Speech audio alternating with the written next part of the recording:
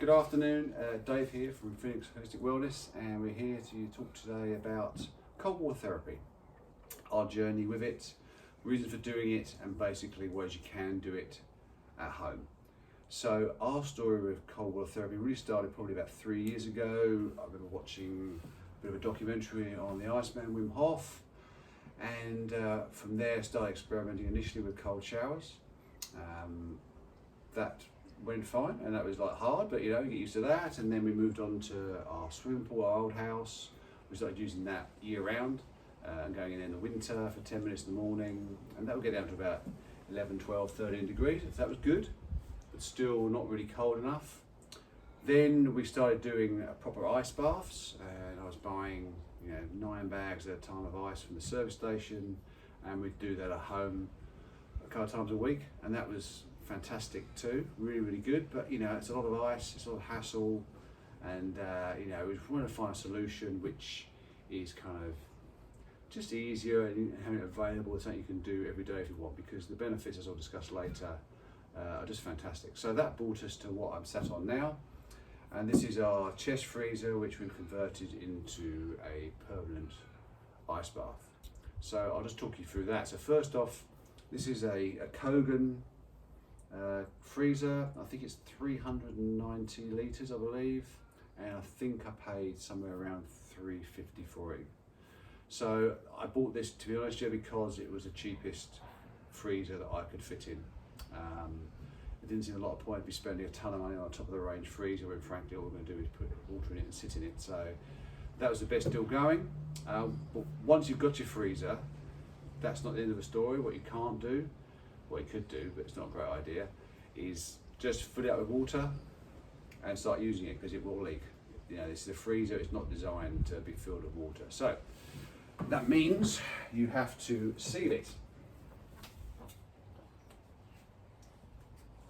So what you can see in here is in black marine sealant.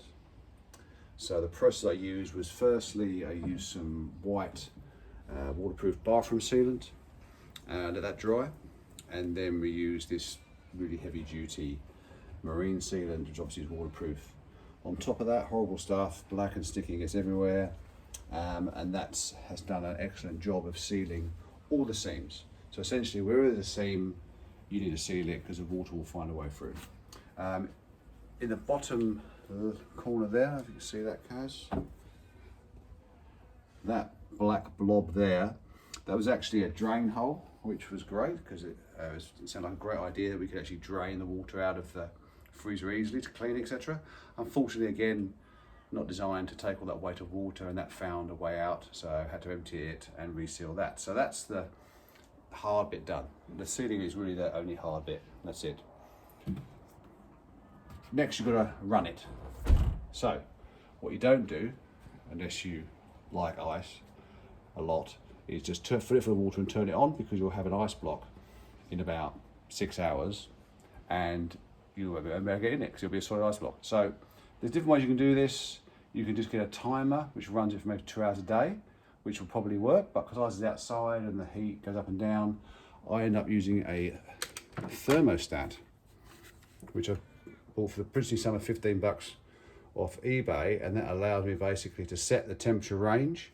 It's got a temperature probe that goes into the freezer, and basically it comes on when it needs to be, if the temperature goes above it, and cuts off when it gets there. And I think it's running really only a couple of hours a day, so it's actually a pretty efficient way of actually having an ice bath. Very happy with it so far. So let's talk about ice bathing itself. Why in the wild water sports would you get into a freezing cold freezer full of water? It sounds mad, doesn't it? Well, I guess it depends what perspective you're starting from. If you've never had a cold shower or a cold shower for 10 seconds, then getting into a freezer full of water, which is at 2 degrees or 1 degree, sounds like the stupidest idea ever. So the key with cold water therapy is to start small. And if you've never ever had even a cold shower, unless by mistake, start with, get yourself a cheap shower timer, buy off eBay like $5 if that, and start off with your last, say 10 seconds of your shower go fully cold. And once that's okay, go 20 seconds and then 30 seconds and just gradually increase it. Why would you do this, you ask? Well, there's a ton of science behind the benefit of cold water, both on your mental and physical health.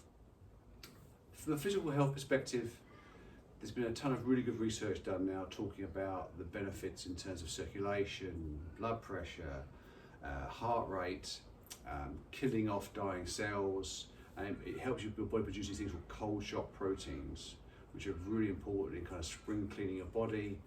And there's really interesting research now talking about the effects of cold water therapy on longevity and things like that. So there's no doubt, from a physical perspective, it's a good thing to do. So once you start with your cold showers, build those up to a point where maybe you just don't have hot water anymore. You just use cold showers. That sounds crazy if you've never done it before, but trust me, we got to a stage where we just didn't use cold water whatsoever. Hot water, sorry. From there, what do you do from there? Well, get out to nature maybe. If you live near the coast, get yourself into the sea, and not just when the water's nice and warm. You know, start getting in there all year round. If you live away from the coast, find a body of water, find a river, find a pond, you know, find something that you can literally get into and sit in and start to feel the benefits of the cold water. Ultimately, although all these things are good for you, the water needs to be cold enough to get the best benefit. If you're not getting cold enough, you're not going to get the maximal benefit. So ultimately, an ice bath or a chest freezer, an ice freezer, is your best bang for your buck. And what's that going to do for you? Well, it's going to make you feel amazing. It's as simple as that. It's hard. It's a really hard thing to do. And the big benefit, I think, is the mental resilience side of things, because no one ever wants to get into an ice bath unless you're mad or Wim Hof. You know, it's a hard thing to do. Once you're in there, you know, it's a real test of your resilience, it's a real test of your mental strength, it's a real test of your ability to control your body's reaction, because your body's natural reaction, if you get into an ice bath, is to get out of there as quickly as possible. It'll affect your breathing, it'll affect everything in your body. All your blood will actually retreat to your organs to protect them. And this is something that initially can be quite confronting. But if you learn to manage your breathing, breathing is really the key for successful cold water therapy. You've got to manage that and take control of your breathing, slow and controlled, and then you'll start to realise that actually this cold water is still hard, but you know, it's fantastic. And there is no feeling like getting out after an ice bath. Your body just feels amazing, it feels alive. It's just it's a great way of kind of enhancing just everyday life. So that's really it. We will get this thing filled up and we'll do a video maybe on some ice bath protocols, things you can use. But for now, just start small. If you've never used cold water before, start with a shower and work up from there. Thanks a lot. See ya.